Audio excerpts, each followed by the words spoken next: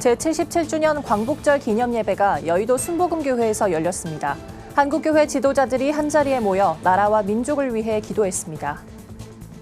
국내외 선교 관련 기관들이 도시 선교의 개념과 방법, 전략을 공유하는 포럼을 국내에서 처음으로 개최했습니다. 남아시아 선교 현장의 복합적 상황을 함께 공유하고 선교의 새로운 방향을 모색하는 자리가 마련됐습니다. 한국장로교 총연합회 한영훈 대표회장이 9일 광복 77주년을 맞아 메시지를 발표했습니다. 내달 대한예수교장로회 합동 제107회 총회가 열리는 가운데 목사 부총회장 선거가 과열 양상을 보이고 있습니다.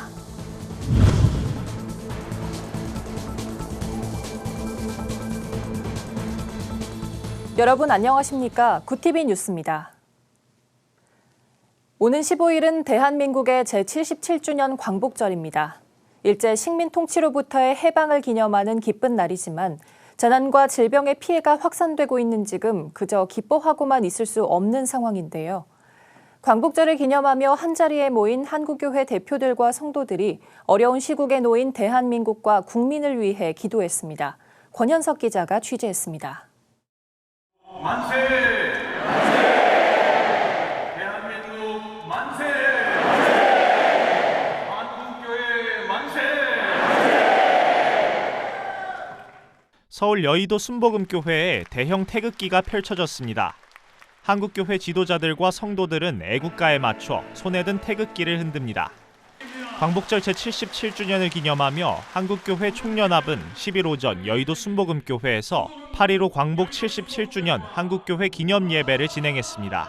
이날 예배에는 한교총 소속 28개 교단의 대표들이 참석해 나라와 민족을 위해 기도했습니다.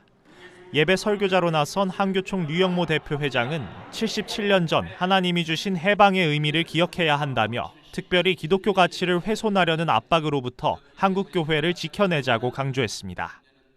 독립운동의 본거지가 되겠던 기독교 사학의 건학 이념을 우리는 지키지 못했습니다. 오늘 우리는 회개해야 합니다. 사학법 재개정 목숨 걸고 이루어내야 합니다. 사회적 약자라는 이름으로 동성애법을 공공연히 압박하고 있습니다.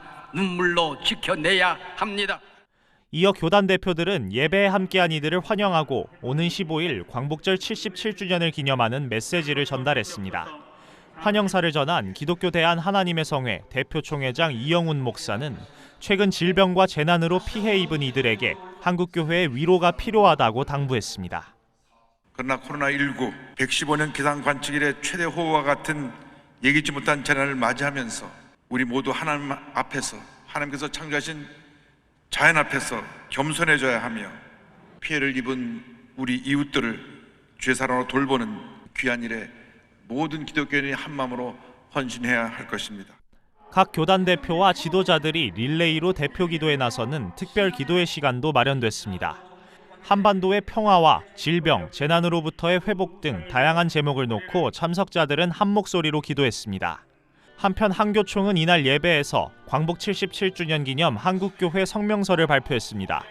한교총은 성명에서 화합의 정신을 강조하며 새 정부에 국민을 위한 협치를 당부했습니다.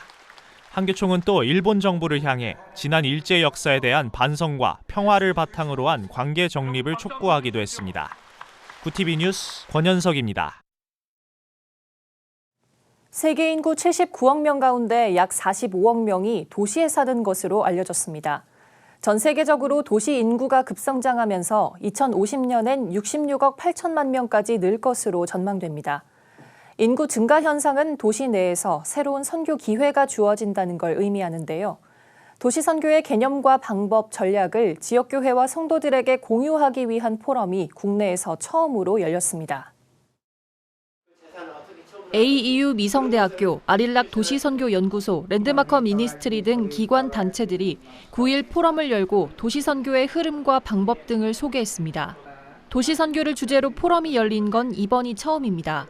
도시에서 타문화권 선교를 펼치는 도시선교 사역자들은 다양한 민족과 언어권의 사람들로 이뤄진 도시 인구의 급증은 무궁무진한 선교 기회로 작용한다고 주장합니다.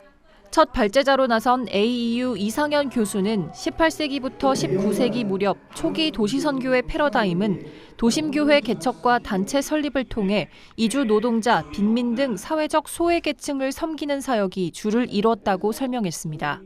그러면서 최근 도시 선교에선 문화와 인종적 다양성을 고려한 접근이 주요 흐름이라고 말했습니다. 도시는 더 다양한 인종과 계층과 세대로 구성된 독특한 하위 문화들이 이제 함께 공존하는 그런 장이 되었습니다. 당연히 이런 상황 가운데서 도시 선교의 방향과 전략이 바뀔 수밖에 없는 상황에 도달하게 되었다고 저는 생각합니다. 국내에서 이뤄지고 있는 대표적인 도시 선교의 모습은 한국 대학에 재학 중인 16만여 명에 이르는 타문화권 유학생에게 복음을 전하는 일입니다. 랜드마커 미니스트리의 오영선 목사는 도시 선교를 복음을 가진 정착민과 이주민들 사이의 관계 형성을 통해 창의적으로 복음이 전해지는 플랫폼 선교라고 정의했습니다. 오 목사는 특히 젊은 도시 세대인 국제 유학생들에게 적극적으로 다가가야 한다며 효과적인 전도 방법으로 음악과 미디어, 놀이 문화를 접목한 허그 페스티벌 사역 사례를 소개했습니다. 저희는 도시 캠퍼스 선교를 합니다. 외국인 유학생들이 한국인 친구들을 사귀기를 원합니다. 그래서 1년에 4번 바베큐 파티로 초청하든지 콘서트에 초청을 하든지 아니면 보드게임에 초청을 해서 함께 올 수 있도록 저희 카페로 초청을 하고 있습니다. 전문가들은 지역교회가 도시 안에서 세계 선교, 미전도 종족 선교, 이주민 선교가 가능하다는 점에 주목할 필요가 있다고 강조합니다. 도시교회들이 성도들의 은사와 자원을 기반으로 해 국내에서도 적극적인 세계 선교를 얼마든지 펼칠 수 있다는 겁니다. 그러면서 도시 세대의 상황을 이해하고 그들의 문화를 통해 진실되게 복음을 전하는 성육신적 선교가 요구된다고 조언했습니다. 구티비 뉴스 김민주입니다. 계속되는 코로나19 팬데믹으로 인해 선교 현장도 많은 변화가 일어나고 있습니다. 코로나 이후 각 국가가 봉쇄되며 선교가 어려워졌다는 이야기는 이미 잘 알려진 사실인데요. 이런 가운데 남아시아 선교 현장의 정치, 종교 등 복합적 상황을 함께 공유하고 더불어 선교의 새로운 방향까지 모색하는 자리가 마련됐습니다. 하나은 기자입니다. 최근 남아시아 선교 현장의 상황은 어떤지 알아보고 새로운 방향의 선교 방법을 제시하는 자리가 마련됐습니다. 에이전시 선교회가 주최한 2022 선교 세미나 현장입니다. 주제는 선교 현장의 이해와 새로운 방향 모색. 선교회는 교회가 흔히 사용하는 선교의 형태에 에이전시라는 이름을 도입했습니다. 그 속엔 어떤 의미가 담겨 있을까? 에이전시 선교회는 선교라는 이름으로 들어갈 수 없는 지구촌 여러 지역에, 다시 말해 선교 활동이 자유롭지 못한 국가에 하나님의 에이전트란 새로운 이름으로 선교사들을 보내고 이론적으로 그 근거를 제공하고 확장하기 위해 세워졌습니다. 에이전트는 어떠한 일을 대신 처리하는 대리인을 말합니다. 크리스천들은 하나님의 복음을 전하는 사람이라는 뜻입니다. 이는 킹스 칼리지 런던에서 에이전시 신학 박사 학위를 받은 이승규 교수가 처음 주창한 것으로 선교회는 2021년 처음 조직됐습니다. 이 교수는 현재 지구촌 현실을 직시할 때 선교는 여러 다양한 이름으로 나타나 많은 사람에게 복음을 전할 수 있는 길을 개척해야 한다고 주장했습니다. 이 선교학자들이 이 선교에 대한 위기들을 많이 이야기를 합니다. 그런데 거기에 대한 구체적인 하나의 이 진단은 위기로 진단을 했는데 처방에 조금 미약하다라는 생각을 했고, 뭐 좀 다른 어떤 신학적인 이름으로 할 수 있는 것이 없을까 생각을 했을 때 에이전시 신학. 런던 대학교에서 인도 정치와 종교에 대해 연구한 김희원 박사의 발제도 이루어졌습니다. 남아시아 국가, 특히 인도의 상황과 기독교에 대한 박해 사실을 알렸습니다. 종교적 소수 집단으로 살아가는 기독교인을 향한 혐오 범죄와 폭력들이 크게 증가했다는 설명입니다. 이는 인도 인민당이 기독교인과 무슬림의 수가 급증해 힌두교도들의 빈곤 문제가 발생했다 주장하고 사회적 빈곤 문제를 타 종교 집단 탓으로 돌리려 하는 데 있다고 밝혔습니다. 세미나에 참석한 장로회 신학대학교 박보경 교수는 김 박사의 발제에 대해 종교적 소수 집단을 향한 혐오 범죄의 원인을 밝히는 일은 선교학에 있어 기초적 자료가 될 수 있고 선교학적 성찰을 할 수 있는 기회라고 평가했습니다. 인도 사회에서 발생하는 종교적 소수 집단을 향한 혐오 범죄와 폭력들의 원인을 밝혀내는 것은 우리 기독교 선교에 있어서 매우 중요한 자료가 됩니다. 한편 새롭게 주창된 에이전시 신학에 대해선 아직 철학적 개념을 정리하는 중이기 때문에 에이전트로서 파송받을 수 있는 실질적인 방법이 논의돼야 한다는 지적도 나왔습니다. 이와 함께 선교 신학자들에게 상호 검증을 받고 토의 과정을 거치는 것이 좋겠다는 의견도 제시됐습니다. 코로나 이후 새로운 선교의 패러다임이 요구되는 시대 활발한 신학적 논의와 실질적인 방법 모색을 통해 선교의 지경이 넓어지기를 기대합니다. 구TV 뉴스 한하은입니다. 한국장로교총연합회 한영훈 대표회장이 9일 광복 77주년을 앞두고 메시지를 발표했습니다. 한 목사는 복음으로 남북이 하나 되는 일에 한국교회가 앞장서야 하며 한반도의 평화와 복음 통일을 위해 힘써 기도해야 한다고 말했습니다. 또 기후변화, 환경 파괴와 사회적 양극화, 전염병과 같은 여러 문제 가운데 한국교회가 먼저 바로 서야 함을 강조했습니다. 그러면서 한국교회가 바로 서야 나라와 민족의 비전을 제시하고 하나님 나라의 지평을 넓혀갈 수 있을 것이라고 덧붙였습니다. 대한예수교장로회 합동 107회 총회가 내달 열리는 가운데 목사 부총회장 선거가 과열되는 양상을 보이고 있습니다. 후보로 나선 광주중앙교회 한기승 목사와 세로남교회 오정호 목사 측이 서로 상대편 후보를 고발한 겁니다. 한 목사가 소속된 전남제일노회가 오 목사를 선거법 위반으로 고발한 데 이어 오 목사는 허위 학력 혐의 등으로 한 목사를 맞고발했습니다.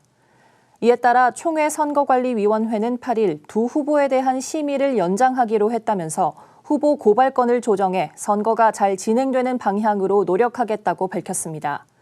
예장 합동 제107회 총회는 내달 19일 경기도 화성 주다산교회에서 개최됩니다. 지구촌교회가 논산 육군훈련소 연무대 군인교회에 장병전도 위문비 1,000만 원을 전달했습니다. 이번 후원은 육군훈련소 진중 침례식이 코로나로 불가함에 따라 연무대 군인교회에 전도비를 지원하는 것으로 대체됐습니다. 지구촌교회 최성은 목사는 청년 장병들이 복음을 처음 접하는 곳이 육군훈련소라 생각한다며 하루속히 코로나가 종식돼 군선교 사역에 귀한 열매가 맺어졌으면 좋겠다고 말했습니다.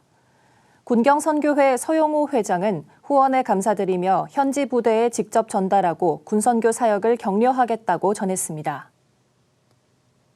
GMS 화성요양원이 최근 재정적인 문제로 운영에 어려움을 겪고 있다고 밝혔습니다. 이런 상황에 요양원 측은 교단 선교사와 목회자의 노후를 섬기는 역할을 잘 감당할 수 있도록 한국교회에 후원을 요청했습니다. GMS 화성요양원은 대한예수교장로회 합동총회 세계선교회 GMS와 보건복지부가 협력해 지난 2009년 6월 개원했습니다. 하나님을 기쁘시게 사람을 행복하게란 정신으로 선교사와 선교사 부모, 목회자, 성도들의 노후를 보살피는 데 힘쓰고 있습니다.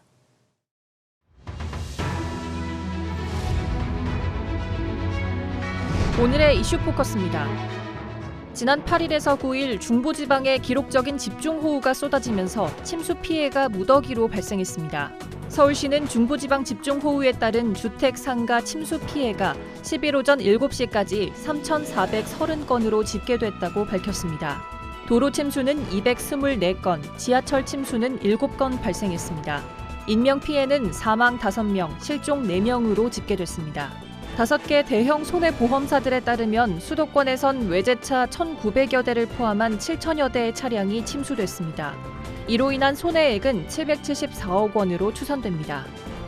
최근 3년 새 강원, 경북, 충북 등 지방의 인구 감소와 소멸 위험이 증가한 것으로 나타났습니다. 국토교통부 국토지리정보원의 2021년 국토조사 등 보고서에 따르면 500m 격자 단위로 5인 이하가 거주하는 인구 과소 지역은 전 국토의 14.3%로 2년 전보다 0.2%포인트 증가했습니다. 인구 과소 비율을 시도별로 보면 서울시가 이 비율이 3.8%로 가장 낮았고 강원도가 38.6%로 가장 높았습니다. 시군구 중에선 경북 봉화군이 50%로 가장 높았습니다. 만 5세 초등학교 입학 정책이 거센 반대 여론에 부딪히고 박순애 교육부 장관까지 사퇴하면서 사실상 철회 수순을 밟았습니다. 이에 따른 대안으론 유아교육 공공성을 강화하는 방안이 거론됩니다. 장상윤 교육부 차관은 지난 9일 국회 교육위원회 업무 보고에서 현실적으로 추진하기 어려워졌다는 판단을 하고 있다고 말했습니다. 장 차관은 또 전일제 학교 시범사업 방안을 마련하든지 유보통합을 신속히 추진하겠다고 밝혔습니다. 유보통합은 교육부 소관의 유치원과 보건복지부 소관인 어린이집을 일원화하는 정책입니다. 정부가 올해 미군으로부터 돌려받은 장군 숙소 등 서울 용산 부지를 국민 의견 수렴과 전문가 자문을 거쳐 활용하는 방안을 본격 추진합니다. 국토교통부는 10일 이런 내용을 반영한 용산공원 정비구역 종합기본계획 변경 계획안이 용산공원 조성 추진위원회의 심의를 거쳐 확정됐다고 밝혔습니다. 기지를 평택으로 이전한 미군은 용산기지 전체 면적의 31%를 한국에 반환했습니다. 이로써 용산공원 조성 계획은 추진에 탄력을 받게 됐습니다. 이슈 포커스였습니다.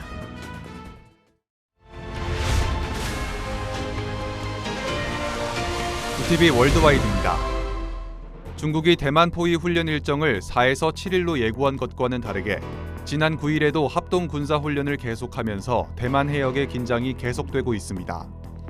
또한 해상 포위 훈련에 이어 중국군은 육군의 사격 훈련을 중국 바다 연안으로 넓히며 대만에 강도 높은 압박을 가하고 있습니다. 이와 맞서 대만도 이날 155mm 곡사포 38문이 훈련을 벌였으며 오는 11일에는 155mm 곡사포 40문이 훈련을 벌일 예정입니다. 마자오시 중국 외교부 부부장은 9일 중국 국제방송과 인터뷰를 통해 대만 해협의 위기는 미국이 일방적으로 일으킨 것이라며 중국군의 훈련은 주권과 영토 수호를 위한 것이라고 강조했습니다. 조 바이든 미국 대통령이 현지 시간 9일 반도체 산업 및 연구 개발에 집중적으로 투자하는 것을 주요 내용으로 한 반도체 산업 육성법에 서명 공포했습니다. 중국을 견제하기 위한 해당 법안은 지난달 미 의회를 통과했으며 미국의 반도체 산업 발전과 기술적 우위 유지를 위해 모두 2,800억 달러, 우리 돈 약 366조 원을 투자하는 것이 골자입니다. 해당 법안의 정식 발효로 인해 미국의 인텔을 비롯한 대만의 TSMC, 텍사스의 공장을 증설키로 한 삼성전자 등이 가장 큰 수혜 기업이 될 것이란 전망이 나오고 있습니다. 오랜 법정 공방 끝에 지난 3일 미국의 보스턴 시청에 기독교 깃발이 개양됐습니다.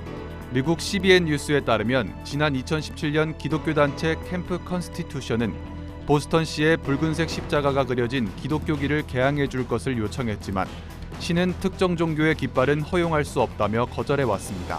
미 대법원은 지난 5월 종교단체의 관점을 근거로 차별하지 말라고 판결했고 3개월이 지나 처음으로 보스턴 시청 광장에 기독교기 개양식이 진행됐습니다. 지난달 40도가 넘는 관측 이래 최악의 폭염을 겪은 영국에 또다시 폭염 경보가 내려지며 가뭄 우려도 커지고 있습니다. 영국 기상청은 현지 시간 9일 잉글랜드 남부 중부와 웨일스 일부 지역에 11일부터 나흘간 취약한 사람들의 건강에 영향을 줄 수 있는 황색 경보를 내렸습니다. 1935년 이래 가장 건조한 7월이었던 영국에선 고온과 함께 건조한 날씨가 이어지며 가뭄 문제도 커지고 있습니다. 평소 서늘하고 비가 자주 오는 여름을 보낸 영국은 지난달 폭염에 대비가 돼 있지 않아 동항 활주로가 녹고 철로가 휘는 등 큰 피해가 발생한 바 있습니다. 구티비 뉴스 장정훈입니다.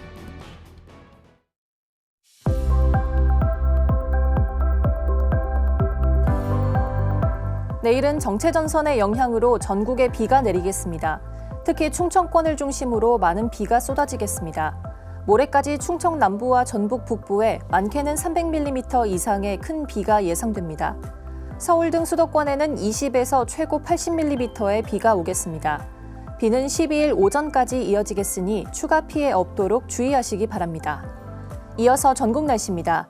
내일 한낮 최고 기온은 서울 26도, 강릉 29도, 대전 27도가 예상됩니다. 남부지방은 광주와 부산 30도, 제주도는 35도까지 오르겠습니다. 날씨였습니다. 이번 폭우로 발달장애 일가족 3명이 반지하 주택에서 숨진 채 발견됐습니다. 도로에 이미 물이 허벅지까지 찼기 때문에 반지하 현관문을 열 수 없었던 겁니다. 열악한 주거 환경에 사는 사회적 약자가 재난 상황에 얼마나 취약한지를 또다시 보여줬습니다. 우리 주변 약자를 위한 보다 세밀한 안전 대책이 마련돼야겠습니다. 이상으로 뉴스를 마칩니다. 함께해 주신 여러분 고맙습니다.